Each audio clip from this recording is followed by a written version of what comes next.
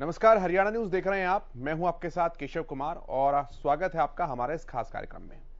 आज का मुद्दा है कि निकाय चुनाव का काउंटडाउन जो है वो शुरू हो चुका है। हरियाणा हाईकोर्ट ने निकाय और नगर परिषद के चुनावों पर लगी रोक को हटा दिया है।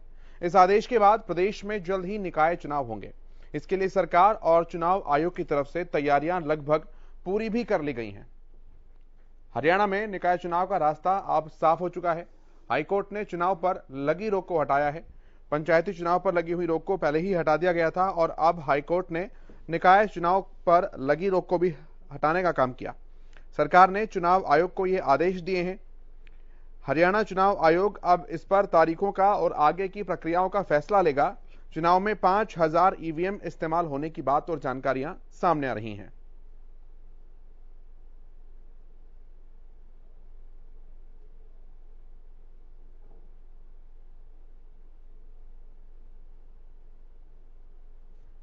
तो आपको बताएं, हरियाणा में निकाय चुनाव का रास्ता साफ हो चुका है।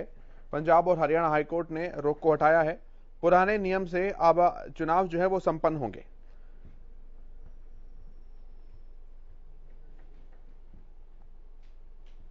निकाय चुनाव में बी और सी श्रेणी के लिए जो 4 प्रधान पद आरक्षित करने का फैसला लिया गया था वो इस चुनाव में लागू नहीं होगा और पुराने जो नियम है चुनाव प्रक्रिया उसी से पूरी की जाएगी।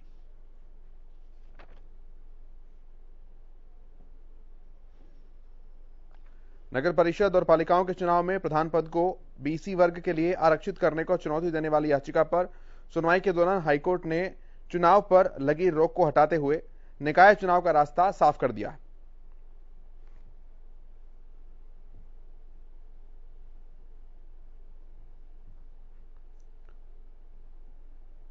आपको बताएं, हाईकोर्ट को बताया गया कि सरकार ने यह व्यवस्था मनमाने तरीके से की क्योंकि ये आरक्षण को लेकर सुप्रीम कोर्ट द्वारा मराठा आरक्षण मामले में दिए गए फैसले के खिलाफ बताया गया है।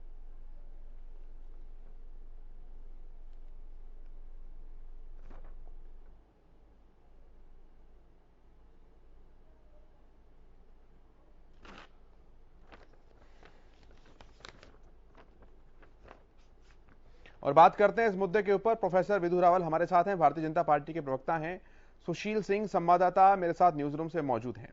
सुशील, सबसे पहले मैं अपडेट जानना चाहूंगा आपसे, फिर मैं विधु जी के पास आऊंगा सवाल को लेकर। बिल्कुल, देखिए, कल हाई कोर्ट ने जो रोक लगी थी हरियाणा में स्थानीय निकाय के चुनावों पर, उस रोक को हटा दिया है। हालांकि हाई कोर्ट ने यह साफ कर दिया है कि जो मामले चल रहे हैं उनकी नियत सुनवाई होती रहेगी। हालांकि स्थानीय निकाय के चुनाव को डिले नहीं किया जा सकता, इसलिए सरकार ने एक याचिका डाली थी, उसको सरकार को उन्होंने हरी झंडी दे दी कि आप चुनाव कराइए इसको। और साथ ही इसकी जो हियरिंग है वो हियरिंग कंटिन्यू रहेगी, सुनवाई होगी। और उसके बाद मुख्यमंत्री ने भी यह साफ कर दिया है कि हरियाणा में एक गठन होगा, आयोग का गठन होगा, जो जाकर ग्राउंड लेवल पर जाकर जातिगत जनगणना होगी और उसके बाद क्लियर होगा कि कहां से अगर जो सरकार ने फैसले लिए थे उस आधार पर उनको रिजर्व किया जाए या नहीं किया जाए। लेकिन इस बार जो चुनाव होगा वो चुनाव पुराने ढर्रे पे होगा, यानी कहीं कोई आरक्षित, चाहे वो नगर पालिका हो या नगर परिषद हो, इन दोनों में अध्यक्षों को लेकर जो आरक्षित करने की बात की गई थी उस पर यह लागू नहीं हुआ। और देखिए, कल जैसे ही यह आदेश कोर्ट का आया उसके बाद मुख्यमंत्री का भी बयान आ गया और उन्होंने कहा कि जल्द से जल्द चुनाव करा लिए जाएंगे। पूरे हरियाणा में 47 ऐसे हैं स्थानीय निकाय जिनके चुनाव लंबित है और माना जा रहा है कि उनका रास्ता साफ हुआ है और वो पंचायत चुनाव से पहले हो सकते हैं। हालांकि अगस्त तक का समय पंचायत चुनाव के लिए है, पंचायत चुनाव भी अगस्त तक कराने का वो है, लेकिन उससे पहले माना जा रहा है कि सरकार इस चुनाव को करा लेगी। जी ठीक है, सरकार चुनाव को करा लेगी। राकेश निबराना जी हमारे साथ जुड़े हैं, कांग्रेस के प्रवक्ता हैं। बहुत स्वागत है राकेश जी आपका। राकेश जी, क्या मानते हैं इस फैसले पर जो कल कोर्ट ने दिया है? कोर्ट के फैसले का हम स्वागत करते हैं जो उन्होंने फैसला दिया है, लेकिन सरकार अपनी पूरी तैयारी के साथ अगर कोर्ट के अंदर जाति को पिछड़ा वर्ग को जो इन्होंने वादा किया था 4 सीटें रिजर्व करने का, उसको वो पूरा करवा पाती। इसके अंदर सरकार का ही फेलियर है कि हमारी जो एक जाति का जो एक जनगणना है इस देश के अंदर वो 2021 के अंदर हो जानी चाहिए थी, लेकिन इन्होंने कोरोना का बहाना लगा करके इस देश के अंदर जनगणना नहीं कराई, जिससे लेकर एक संकट हमारे सामने नहीं आ पाया। पिछले साल आपने देखा कि हम 5 राज्यों में चुनाव कर पाए हैं जहां पर बहुत भारी मात्रा में जनसंख्या इकट्ठी होती है, रैलियां होती है, बड़े बड़े कार्यक्रम होते हैं, लेकिन जनगणना करने में तो आपको घर घर जाके डाटा कलेक्ट करना डाटा हमारे पास एक्चुअल में होता तो मुझे लगता है कि जो माननीय हाई कोर्ट है वो जरूर पिछड़ा वर्ग के समाज के हित में अगर फैसला देती। यानी कि आप कह रहे हैं सरकार ने गुमराह करने का काम किया? बिल्कुल गुमराह करने का काम किया। उनके पास पूरा डाटा नहीं था। सरकार ने यही बोला कि आप अपना डाटा कलेक्शन लेकर के आइए कि हमें भी पता लगे कि इस प्रदेश के अंदर कितना पिछड़ा वर्ग है। अगर सेंसस हो जाता है, जाति जनगणना हो जाती तो उसमें हमें पता लग जाता है कि इनको कितना अधिकार मिलना चाहिए, नहीं मिलना चाहिए। तो इन्होंने प्रोमिस भी कितना किया, 4 सीटों का, लेकिन मुझे नहीं लगता कि 4 सीटों पर उनका अधिकार बनता। उनका जो अधिकार है इससे ज्यादा बनता है। ठीक है, विदु जी से जवाब लेता हूं मैं। विदु रावल जी, देखिए, कांग्रेस का पिछड़ा वर्ग विरोधी जो चेहरा है हमने स्पष्ट तौर पर देख लिया। ये अभी ये कह रहे हैं, अंतिम वाक्य इनका ये था कि मुझे नहीं लगता कि 4 सीटों पर उनका प्रतिनिधित्व बनता है, इससे ज्यादा बनता है, इसलिए इनके लोगों ने जाकर 4 में भी उनका प्रतिनिधित्व नहीं होने दिया। दूसरा, 1966 से लेकर 2014 जब तक भाजपा की सरकार आई, उससे पहले तक अधिकांश समय पर हरियाणा प्रशासन कांग्रेस ने किया। तो अगर इनकी नियत होती ज्यादा को करने की तो स्पष्ट तौर पर ये पहले ले आते ऐसा संशोधन। ये जो हरियाणा नगर पालिका चुनाव संशोधन 2020 में लाया गया, जिसका 70A के नियम के तहत हमने एक ऐतिहासिक पहल की कि असल में जो पिछड़ा है वो पिछड़ा वर्ग जो है उसका प्रतिनिधित्व होना चाहिए। चाहे शहर की सरकार बने, चाहे गांव की सरकार बने, चाहे पंचायती राज चुनाव हो, चाहे निकाय चुनाव हो, सब जगह पर मुख्य धारा से जोड़ने के लिए इस वर्ग को हमने उनको प्रतिनिधित्व दिया। इन्हीं के लोग जाकर कोर्टों में पहले खड़े हुए। इनके पूर्व विधायक के एक बेटे हैं, खूब उनका प्रचार हो रहा है हरियाणा के अंदर किस प्रकार से वो पिछड़ा विरोधी रहे हैं, और इसी प्रकार से अभी इनकी बात को भी सुनकर यही लगा। लेकिन महत्वपूर्ण क्या है? महत्वपूर्ण ये है कि भारतीय जनता पार्टी ने एक बड़ी चर्चा को शुरू कर दिया। ये कोर्ट में जो सुनवाई चलती रहेगी, कभी ना कभी इसका निर्णय बहुत जल्दी आएगा और ये पिछड़े वर्ग के मुताबिक आएगा। लेकिन क्योंकि पंचायत चुनाव लंबे समय तक नहीं टाली जा सकती थी, तो सरकार ने अनुरोध किया। कोर्ट ने स्वयंभू आदेश नहीं पारित किया। सरकार ने कहा कि हमें निकाय चुनाव और ज्यादा नहीं लटकाए जा सकते। पूरे का पूरा जो काम चल रहा है, निकाय के अधीन आने वाले विकास कार्य वो रुके हुए हैं। तो हमने ये कहा कि भाई आप चुनाव करने की हमें अनुमति दो। कोर्ट ने हमें अनुमति दी, लेकिन साथ साथ जो पिटीशन है उस पर सुनवाई चलती रहेगी, उसकी मेरिट पर फैसला कोर्ट करेगा। पिटीशन के जो वकील हैं उन्होंने कोर्ट में ये भी कहा कि सरकार ने व्यवस्था जो है हमने तय किया मनमाने तरीके से लागू की है। हाँ, ये उनका आरोप था, लेकिन ये आरोप की जो सत्यता है ये तो सामने आएगी।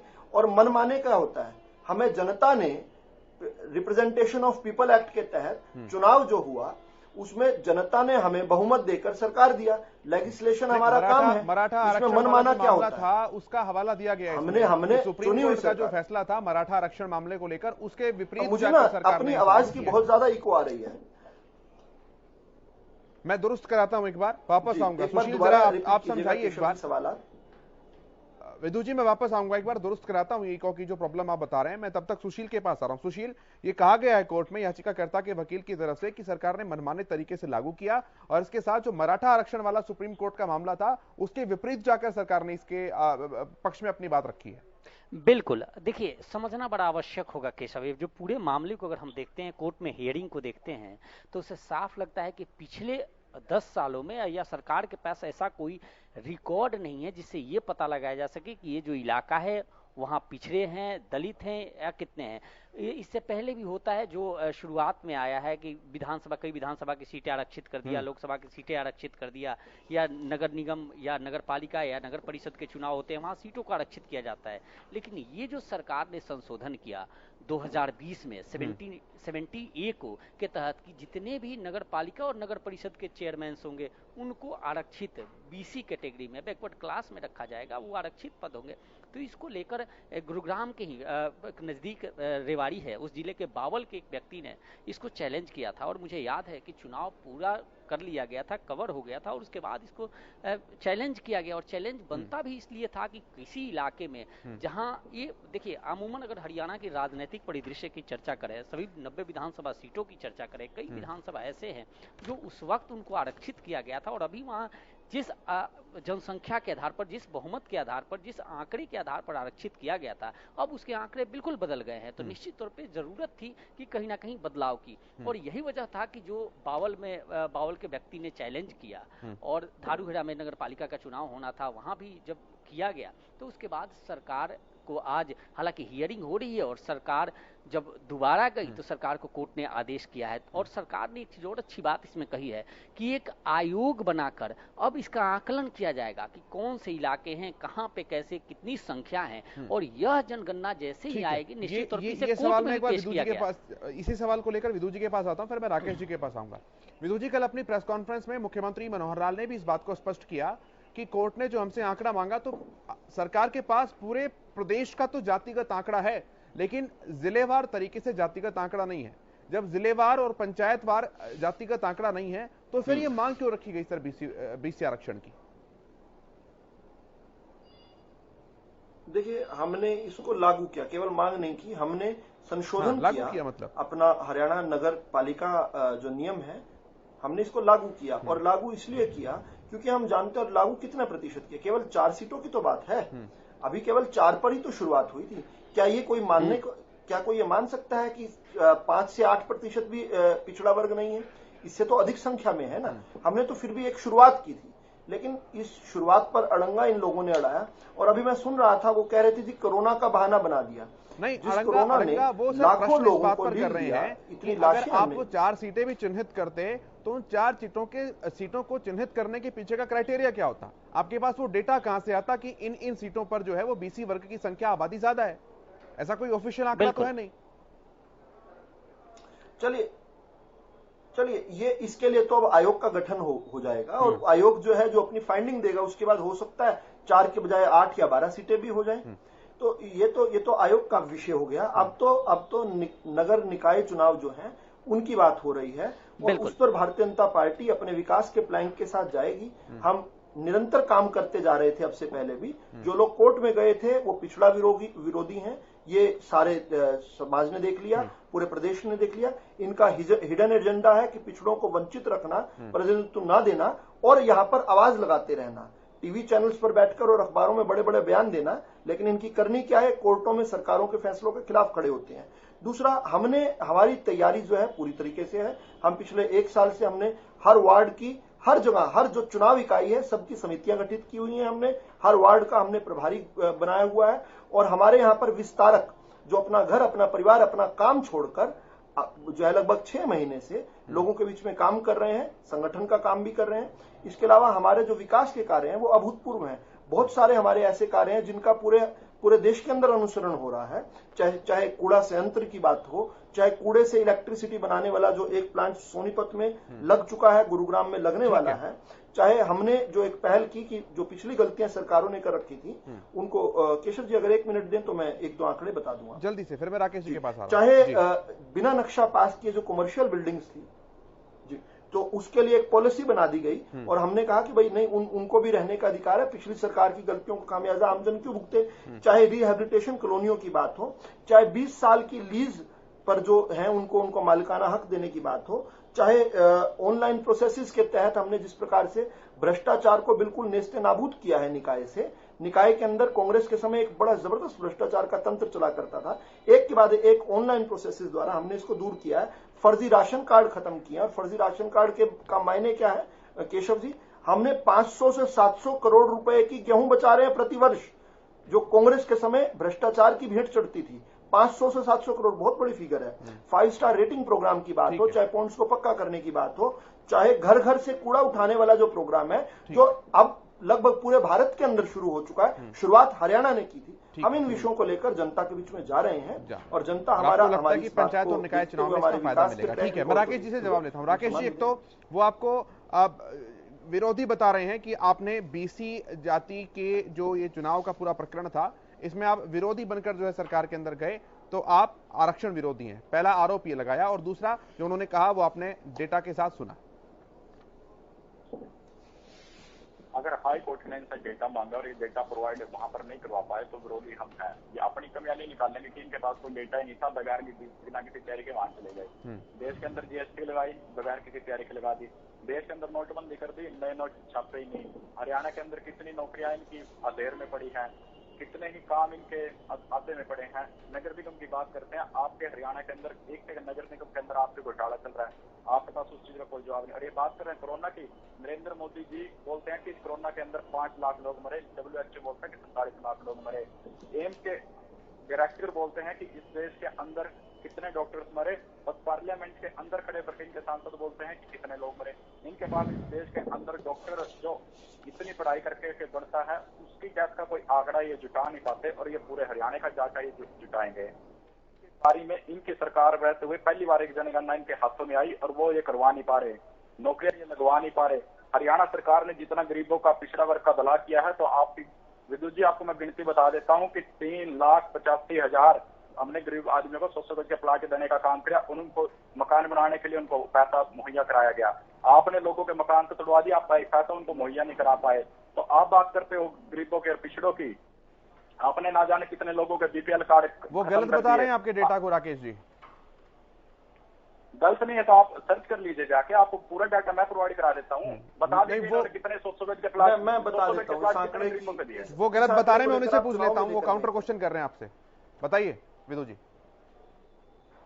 जी, इसके लिए इन्होंने घोषणा की, ये घोषणा करके चुनाव में चले गए, और हमने आकर सरकार बनने के बाद एक बार 7700 करोड़ का हमने जो है 3 किश्तों में हमने जो है जारी किए, और उसके बाद 381 करोड़ जो बचे हुए थे वो हमने इसमें डाले। तो यानी ये इन्होंने घोषणा की, उसको पूरा हमने किया, और श्रेय ये मांग रहे हैं। ये तो घोषणा सिर्फ चुनाव में करके गए थे, इसको पूरा तो इसका जो खर्च वहन किया वो तो हमने आकर किया और हमारी मैनेजमेंट के तय किया, तो इसका श्रेय तो आप कम से कम नहीं लेना चाहिए ना आपको। ठीक है, आपको तो बचना चाहिए इस बात से कि कहीं हम उठा ना दें। इन बातों को ध्यान रखना चाहिए आपको। प्रधानमंत्री जी झज्जर में जिस एम्स हॉस्पिटल का उद्घाटन करके आए थे वो कांग्रेस पार्टी ने बनाया। करनाल के अंदर आप Kalpana Chawla medical college PGI का उद्घाटन करके आते हो, वो कांग्रेस पार्टी की कल्पना चावला की पहली ईंट आकर, कल्पना चावला मेडिकल कॉलेज की पहली ईंट आकर माननीय मुख्यमंत्री जी ने 2015 में रखी थी, पहली ईंट। आप कल्पना चावला का भी श्रेय लेना चाहते हैं क्या? चलिए, स्वागत है आपका। देश की और प्रदेश की जनता जानती है, तभी आपको वोट नहीं देती। ठीक है, मैं सुशील के पास आता हूं। सुशील, कुछ गणना और कुछ संभावना इस तरह की भी लग रही है कि निकाय चुनाव पंचायत चुनाव से भी पहले हो सकते हैं। निश्चित तौर पर देखिए, यह संकेत दे दिए गए हैं। पंचायत चुनाव अगस्त के आसपास होने हैं, और उससे पहले माना जा रहा है कि कल जिस तरह से मुख्यमंत्री सक्रिय दिख रहे थे और हाई कोर्ट के डिसीजन को लेकर गदगद भी दिख रहे थे, और उनका साफ तौर पर कहना था कि काफी दिनों से लंबित था, इसे ज्यादा दिनों तक और लंबित नहीं रखा जा सकता स्थानीय निकाय के चुनाव को। और ऐसे में उन्होंने चुनाव आयोग को भी कह दिया कि आप आगे की कार्रवाई करें, सरकार भी तैयार है और पार्टी भी तैयार है। कल मंथन भी हमने देखा था कि किस तरह से मंथन भी हुआ था, और उसका सीधा तौर पर चाहे पंचायत चुनाव हो, स्थानीय निकाय के चुनाव हो, राज्यसभा की सीटों का चुनाव हो, सभी जितनी भी गतिविधियां हैं, राजनीतिक गतिविधियां या संगठनात्मक गतिविधियां, इन सभी को लेकर चर्चा हुई थी। केशव, एक सवाल मेरे भी जहन में आ रहा था, मैं सुन रहा था विधु रावल जी को लगातार कह रहे थे कि बहुत सारे तमाम मुद्दे हैं स्थानीय निकाय के चुनाव में या पंचायत के चुनाव में वो लेकर जाएंगे। मेरा एक सीधा सा सवाल है कि क्या करप्शन का भी मुद्दा रहेगा क्या? क्योंकि स्थानीय निकाय का चुनाव है, पंचायत का चुनाव है, और लोग करप्शन का विषय बिल्कुल रहेगा। सुशील जी, बिल्कुल रहेगा। निकाय में किसी भी नगर निगम में जाने से लोग या नगर परिषद में जाने से लोग, एक निकाय के ऑफिस में जाने से लोग डरा करते थे कि वहां पर गेट से लेकर ऑफिसर की डेस्क तक हर आदमी उनको लूटने के लिए खड़ा रहता था। हमने सारे जो ऑनलाइन प्रोसेसेस किए उसके द्वारा पारदर्शिता का एक नया आयाम प्रस्तुत किया। अब हमने उससे भी एक कदम और आगे बढ़ाकर हमने तय किया कि जो पीपीपी जो है, परिवार पहचान पत्र है, उसके माध्यम से आपके एक क्लिक के अंदर आप अपना प्रिंट आउट खुद ले सकते हैं अपने हर सर्टिफिकेट का। किसी का चक्कर काटने की जरूरत नहीं है।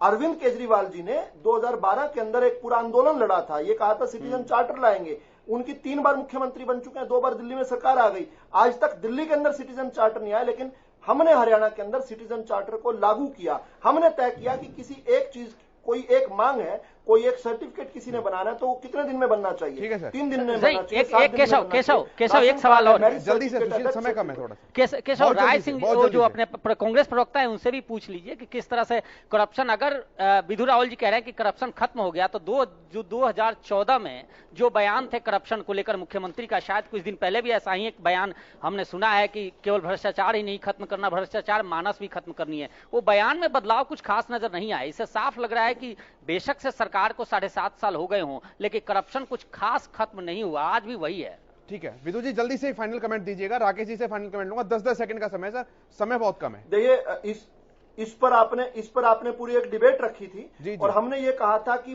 भ्रष्टाचार कहीं पर भी छुपा होगा उसको ढूंढ कर निकालेंगे, उस पर कार्रवाई करेंगे। ये हमारा इस पे प्रतिबद्धता है, हम संकल्पित हैं इसको। ठीक है राकेश जी, फाइनल कमेंट बहुत जल्दी से सर।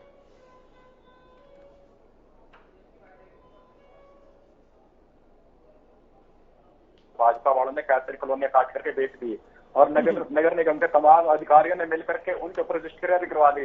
विदुष जी, आपका मोस्ट वेलकम है, आप मेरे पास आइए, लंच पे कभी चाय पिएगा और आपको मैं वो क्षेत्र घुमा के लाऊंगा जहाँ पे भाजपा के झंडे लहर रहे हैं और आपने नगर निगम की जगहों पर हमने 12,000 कॉलोनियों को नियमित किया, जो कांग्रेस के समय कटी थी। 12,000 कॉलोनियों को हमने यहाँ नियमित किया। ठीक है सर, पिछले साल ही। ठीक है सर, मेरे पास समय की बाध्यता है, बहुत शुक्रिया विदु जी आपका, राकेश जी आपका, सुशील आपका हमारे साथ